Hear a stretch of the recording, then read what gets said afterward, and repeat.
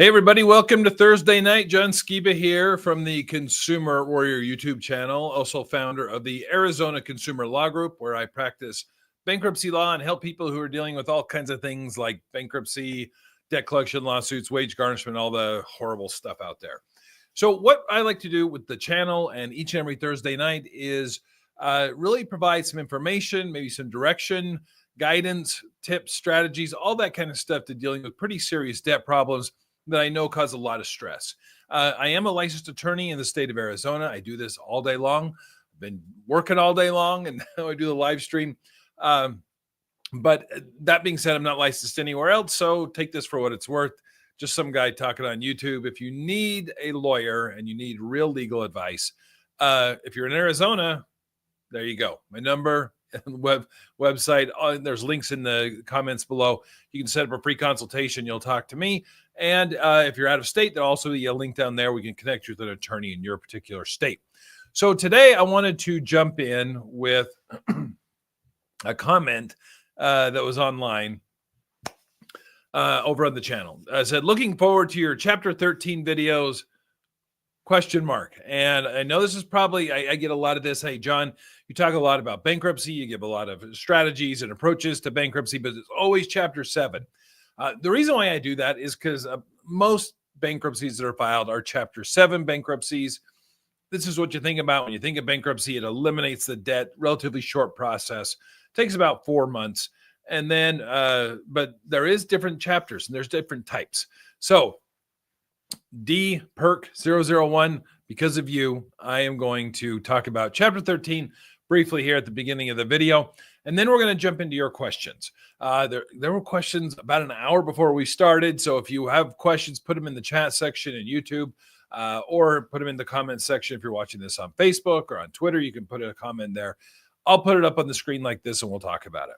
So when it comes to chapter 13 bankruptcy, so part of it is you have to understand contrasting it from a chapter 7. Chapter 7, like I said, that's what most people file. It wipes out unsecured debts, credit cards, medical bills, personal loans. They're gone. They get discharged. They go away. You don't have to make any payments on them. And the case, like I said, it's pretty short, about 4 to 5 months, which is smoking fast in federal court to do anything in a 4 to 5 month period. You get your discharge and then you move on. Chapter 13, by contrast, is 5 years. 5 years. You're also required to pay back a portion of your debt, your unsecured debt, to your creditors over that 5-year period. And then at the end of your 5 years, if there's anything left over, to your credit cards, personal loans, all that kind of stuff, it's wiped out. Essentially, the idea is you're going to do your best. You're going to pay what you can afford based upon some guidelines and formulas in the bankruptcy code. And then as long as you do your best, court will eliminate or discharge all the rest of it that may still be owing on your unsecured debts. So that doesn't apply to car loans and mortgages or anything like that. It'd be sweet if it did, but it doesn't. So, so you may be asking yourself, why in the world would anyone choose a chapter 13 over a chapter 7, which is short? There's no payments. You just get in, get out, move on with life. Usually it's not your choice because usually it's because you don't qualify for a chapter 7 because your income is too high based upon the number of people in your household. Or a big one is because chapter 13 does have some tools in it that chapter 7 does not. So if a client comes to me here in Arizona, we're doing a consultation on bankruptcy. Even if they qualify for a chapter 7, if they tell me, look, I'm behind on my mortgage. I'm 4 months behind on my mortgage. They're going to foreclose on my house. I want to file bankruptcy. What should I do?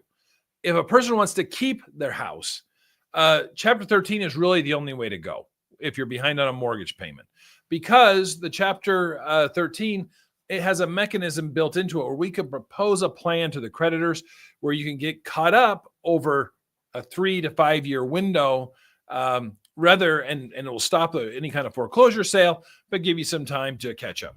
So we can do math in real time. Let's say that a client comes to me, got my handy dandy calculator here, and let's say that they are $12,000 behind in their mortgage payments. Usually the lender is going to get ready to foreclose on the house, hold a trustee sale, unless you pay that $12,000.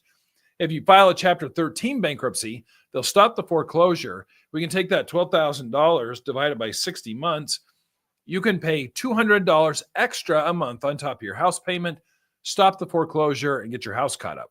So you can see that's a pretty powerful tool. It's only in a Chapter 13. You're not going to be able to do that in a Chapter 7. It's also similar with car loans. Sometimes people have even a car repossessed, and if we act quickly enough in a Chapter 13, get the car back, get it caught up, and pay it off in total. Not only that, in a Chapter 13, they have a very powerful tool called the cram down. The cram down is what it is if the value of your car is less than what you owe on it. So pretty much this describes almost all vehicles. If the car is essentially upside down, let's say that the car is worth $6,000, but you owe $18,000 on it. So you're trying to pay this thing off. You owe 18 grand on a car that's only worth 6 grand. You just want to get rid of it. You can't really sell it because it's so far upside down. If you try to go trade it in at a dealership, they're going to roll all that negative equity into your next car. And it's this endless cycle of trying to get rid of it. So in a Chapter 13 bankruptcy, in certain loans on car loans can be crammed down. And what it is they only require you to pay back the value of the vehicle, not what you owe. So you pay back the $6,000 over that 5-year period rather than the $18,000 that you actually owe on the loan. There's a catch. You had to get the loan approximately 910 days before you filed for your bankruptcy. So that's roughly 2 years and 6 months. So basically, what they're trying to do is avoid someone going out, buying a brand new car, and then 3 months later filing a bankruptcy and doing a cram down, because you lose value on the car almost immediately when you drive it off the lot.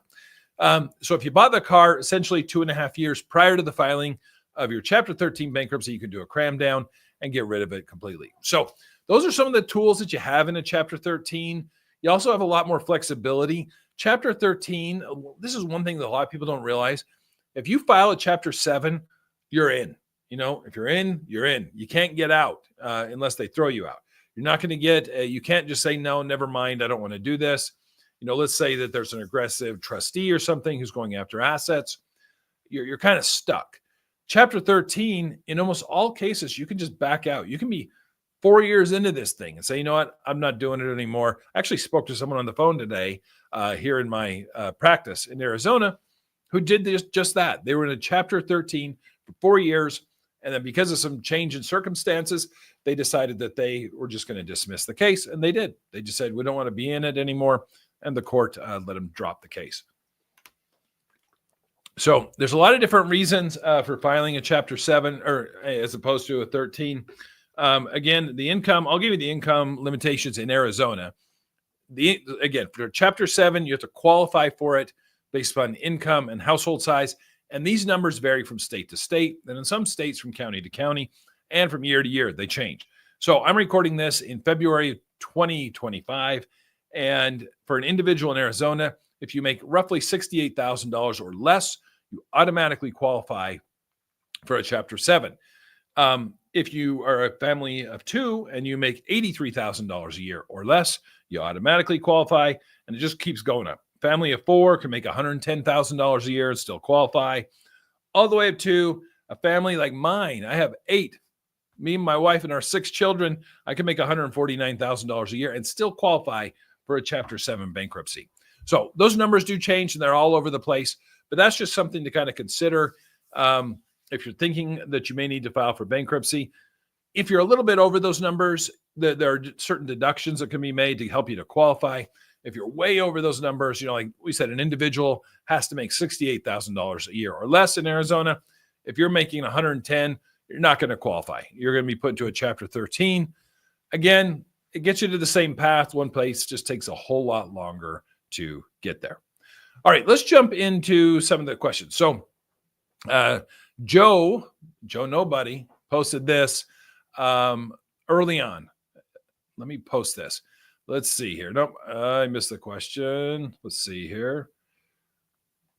Okay, you know what? For some reason, I think that maybe because he logged on so early, but it was a good question, so I want to touch on it. He said he got a letter from a debt collector, and it said, and he puts it on here, because of the age of the debt, we will not sue you. He's asking, couldn't they sell this to another junk debt buyer to sue me or argue it was too soon to sue, trying to collect? So basically, he gets a letter from a debt collector, and there's wording on it, which says, because of the age of this debt, we will not sue you. But essentially, you can voluntarily pay us if you want. We would like that. Now, your concern is, I understand that. It's only 3 years, but sometimes the statute of limitations is kind of tricky. In Arizona, statute of limitations on a written contract, like a credit card or installment loan, is typically 6 years. However, if the contract was entered into, like if I have a client from Nebraska and they signed the contract there and then moved to Arizona, it could be possible that the statute of limitations is 4 years because of the way Arizona law works.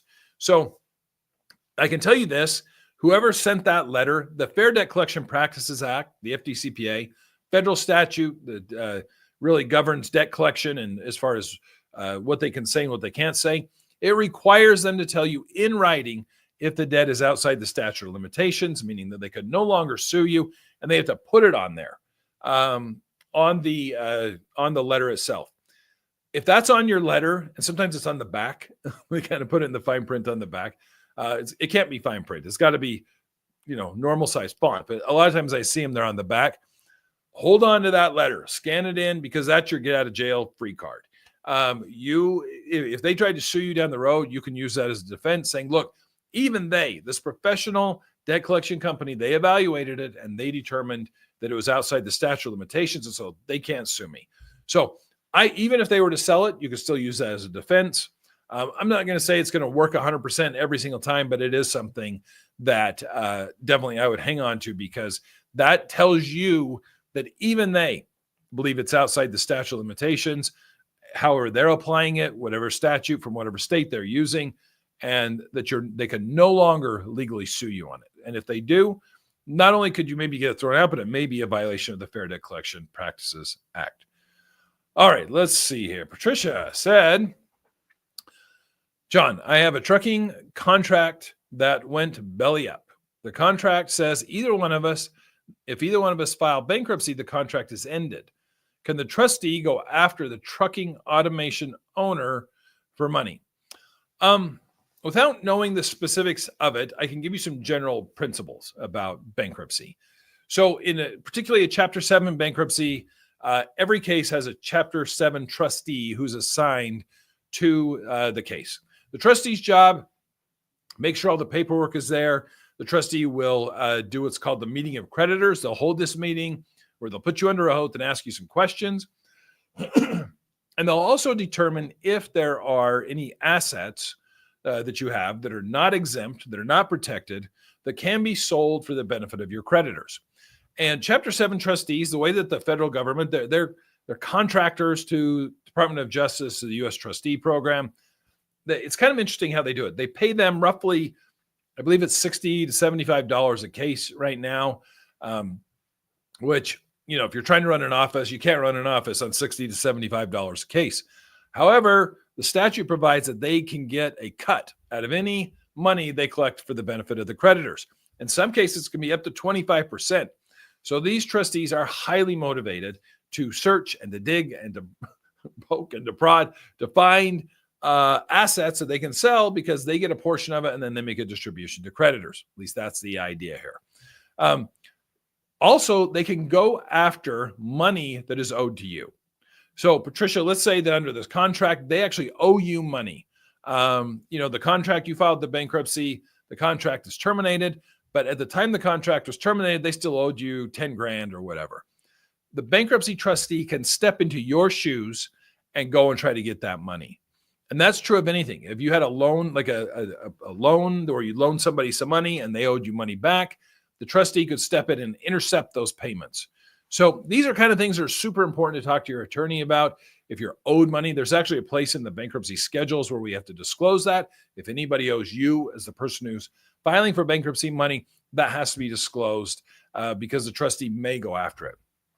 I have had situations where they say, look, it's uncollectible, or, you've tried forever, or it's going to be too costly to collect. And then they don't do it, but it's definitely a possibility. All right, let's see right here. Nick says, do I have any jurisdiction in Nebraska? You know what? I can put a link in there so that you can get some information on that as far as someone out of state. So like I said, I'm only licensed in Arizona, so I can't help people who are out of state. But I'll definitely, I can put you in contact with people who will. So, all right. Let's see here. We had a question saying, what if there's an existing debt, Javier's here, that you don't account for in the filing? Good question, Javier. So if you file bankruptcy and it's something where there is a debt, the paperwork is extensive. It's about 100-page document, which is, I always think it's kind of mind blowing, because when I first started filing bankruptcies in like 2004, 2005, it was about a 45-page document. I feel like every year they add more and more requirements, more and more disclosure. And so we do our best, like as a law firm, to work with clients to get all that information. I can tell you, we download information from the credit reporting agencies like Experian, TransUnion, Equifax, where we get account numbers, balances, addresses, all that kind of stuff. But what if we file the case and there's something there that we don't know about? So the important thing to know is, even if you find them out after your case is filed, you can amend the schedules. So schedules D, E, and F, those are the ones that hold your creditors. Those can be amended and add additional creditors as long as it's done prior to the end of your case. Now, it's important to know too, let's say you go through the whole Chapter 7 process and you forget to add a creditor, or all of a sudden then you get some bill in the mail of somebody that you forgot about and they weren't listed. Now, in a Chapter 7 case, if there was no distribution to your creditors, if that trustee wasn't able to find anything, or all of your assets were protected and there was no distribution, we call that a no asset case, then that debt is by law still eliminated. Basically what the courts have said is, look, the only thing that creditor didn't get notice of is that they're not going to get anything, and so that debt can still be discharged. Now, if the creditor feels like that they had some type of claim saying that, hey, this debt was incurred through fraud or something like that, they may still be able to go back in the bankruptcy court and get an order saying that their debt still exists. But in a lot of cases, if there's no distribution, they're not going to get anything. Now, if you have a distribution case, so like that question earlier where the hypothetical, I was saying that there's money that's owed to you and the trustee steps in, takes it, distributes it to your creditors. If you didn't list that creditor, their debt may not be discharged if you didn't include them, because then you've taken away their right to get some type of distribution through your case. And so the court will likely let them pursue that even after your bankruptcy. Now, that's a similar outcome if you have a Chapter 13 bankruptcy, because Chapter 13 bankruptcy, if you don't list your creditors and they didn't get an opportunity to provide a claim to the court so that they get some type of payment, typically that debt is not discharged. So super important that you do best efforts when you're preparing the documents with your attorney. Like I said, we download all the information from the credit reports. We provide lists to our clients so they can take a look at it and make sure we've got everything. Even if you have a debt that you don't know the account number, you don't know the amount, you just know the name, I say let's include it, because we can put just vague information.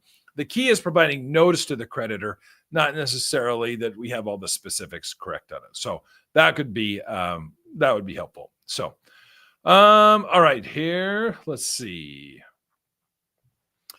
Renee says, I'm 59, living with my son. I need to file on medical debt. Will his income be included? Renee, good question. So the question there, as far as if they're going to include his income. So it kind of goes to a married couple, a couple that's legally married. We're going to, even if only one spouse is filing the bankruptcy, when determining if they qualify for a Chapter 7 or determining how much they're going to pay to their creditors in a Chapter 13, we look at the incomes of both spouses. Now, in a situation like this where you're living with your son, we're not going to include all of your son's income in determining if you qualify for a Chapter 7. If you're living in the same household, like Renee, you're saying you are, we can include a household of two. So like I said, here in Arizona, the cutoff for an individual is 68,000, but for a household of two, it is 83,000. So a big jump. So we can include your son. Also going to have to include any contributions that your son provides to your living expenses. So it's something where if you have you're receiving your income and you're kind of paying for your bills, but then you split the power bill or you're sharing rent or something like that, that's going to have to be accounted for in the means test. So not the full amount of income, but at least the portion that maybe that you split, or that if your son was assisting you with something like that, that would have to be included in there. So it's also important to know certain types of income are not included. Social Security, whether it's retirement or disability, not included. VA disability, not included. So no matter how much you're getting there, we don't even put that in the calculation. So, all right, let's see if we have any other questions. Latanya, I saw yours there, a client of mine. I will respond to you directly, just because we have attorney-client things that I can't go into here on the. Not that there's anything bad or wrong. It's just to preserve that. I prefer not to do that. So, all right, let's see here. I had this question from the YouTube channel. Says this is from Mikey Mike 147. Said, if Social Security is your only income, does that make you judgment proof? Well, it says judgmental proof. And I guess people will always be judgmental. But I know you meant judgment proof. I'm just Mikey Mike. I'm just giving you a hard time. So judgment proof means that if a creditor sues you and gets a judgment against you, can they do anything with it? Because the whole purpose behind getting a judgment is so that the creditor can garnish your wages, your bank accounts, or put liens on like real estate. And so if you have Social Security, kind of like I just talked about in bankruptcy, it's exempt. We don't even count it into the means test. Social Security under federal and state law cannot be touched by creditors, except for the government. They can do anything they want. But your run-of-the-mill credit card people, they can't touch it. And so if your only source of income, they can't intercept it from Social Security, from the federal government sending it to you. Even if it's sitting in your account, your bank account, as long as you haven't commingled it with other types of money, and even large lump sums there can be protected. But so the question as far as whether you're judgment proof is, is there anything else? Do you have real estate? Do you own a home that they could get a judgment and record it and then either foreclose on the house, or more likely what they do is wait till you refinance or till you sell the home and then get paid out that way. Are there other assets? I can tell you in Arizona, judgment creditors typically don't go after vehicles and those types of things. It's cumbersome for them to deal with. It's expensive. And also, at least in Arizona, there's exemptions that protect those things to a large degree. So it may be, here's the one little asterisk that I give anybody when I talk about being judgment proof and not doing anything in relation to debt collection lawsuits and all that, is that you may be judgment proof today, but will you be in 5 years or 10 years or 20 years? Civil judgments can often be renewed in pretty much every state. Arizona, civil judgment is good for 10 years and then can be renewed for an additional 10 years for the rest of your life. So if your situation may change down the road, you got to be careful about this, because what may be true today may not be true in 20 years, and then interest is accrued, and then you're in a really tough spot. So, all right, let's see here. A couple more questions. Which bankruptcy is best to declare if I have a mortgage and car loans that I would like to keep? Thanks. This is Manuel D. 1928. So it kind of goes back to a little bit what I was talking about before. If you're current on your mortgage, if you're current on your car loans, and you don't have more equity in either of those assets than is protected by the exemption laws, and your income lines up with what you can allow, you may be able to do a Chapter 7. So if your car is worth $20,000 and you owe $20,000 on it, as long as you keep making the payments, you can still do a Chapter 7 and get rid of credit card debt and personal loans and all that other kind of stuff, assuming that you qualify otherwise, as far as like your income. Same with your mortgage. If you don't have any equity above and beyond what your homestead protects, as long as you're making the house payment, you can keep the house and still file a Chapter 7 bankruptcy and get rid of all the other debt. Now, what you have to look at, so again, I always use Arizona because that's where I work and that's where I live. So like Arizona's homestead exemption right now protects about $414,000 of equity. So that means if you had a house that you owed $100,000 on, in Arizona, you could file a Chapter 7 bankruptcy even if the house was worth over $500,000, roughly.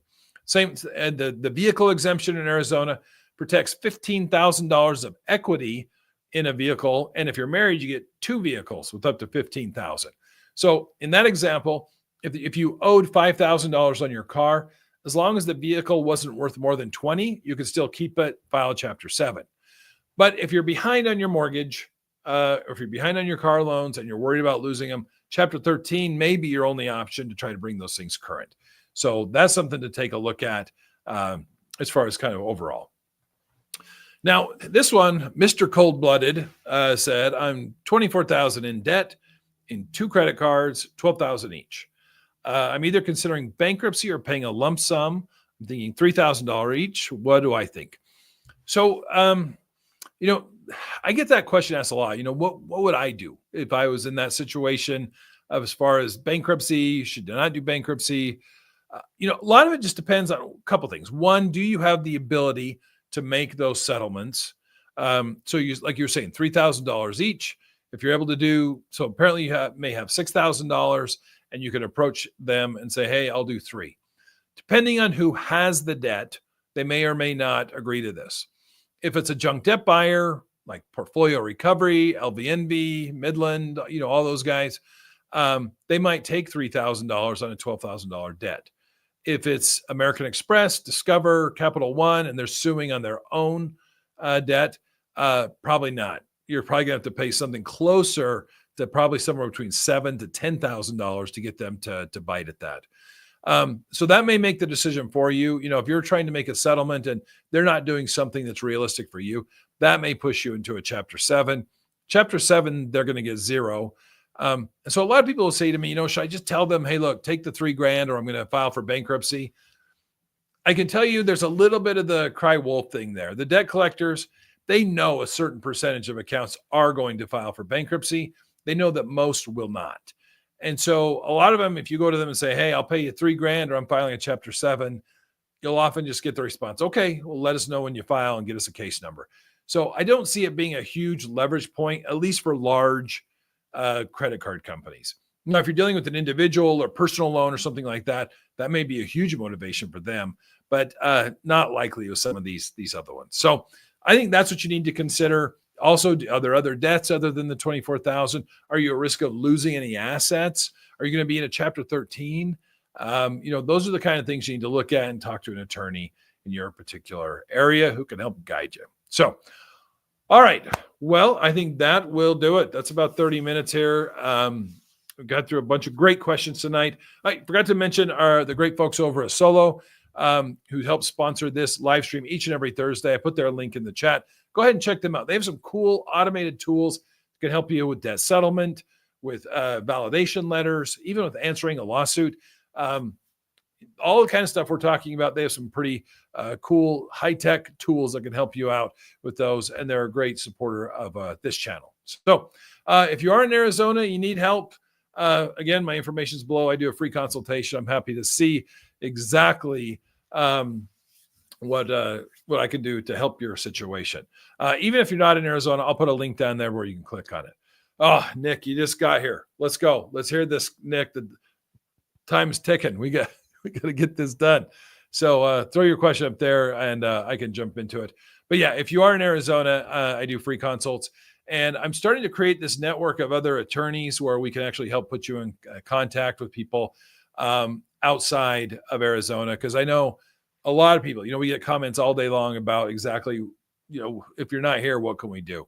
All right, let's see here. Okay, Nick, here we go. American Express lawyers that's suing you has not presented any of my offers to American Express. Okay, and that's problematic. I feel like sometimes I feel like that. He says they deny them without going to the client, and I'm offering 50%. Is that allowed? So the way that it works, and part of this is legal, but part of it also is like ethical rules for attorneys. Attorneys, the client's the one who has to make the final decision. And so, like, if a client, if a creditor comes to me and says, "Hey, for your client, this is what we're willing to do," I can't just say no. Pound sand. We're not doing that. I got to take it to my client, even if I think it's an unreasonable offer. I've got to take it to my client. So American Express and their attorneys are no different. If there's an offer that's been presented, even if the lawyer thinks it's ridiculous, they've got to take it to their client. Here's how I think that they get around it. Is often these creditors have pre-authorized settlement authority. American Express may hire the lawyer and say, "Hey, look, here it is. Go try to settle this thing. But just so you know, we're not taking a penny less than 85% of the total amount." I can tell you, American Express is one of the more aggressive ones out there. So they may say, "We're not taking a penny less than the 85%. So do what you can to get this thing done, but you cannot go below that." So a lot of times they'll say if the offer is 50%, they may say, "Well, we already know that they're not going to take it, so we're not going to present it to them." My opinion is they should still take it, particularly if you're providing hardship or other circumstances that should make them reconsider that offer. That's likely what's happening there.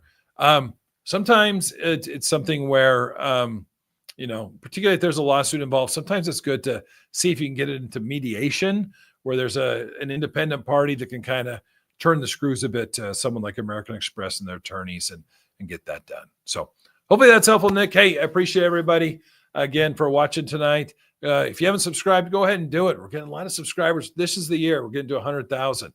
But I appreciate all your support. And with that, we'll catch you next week.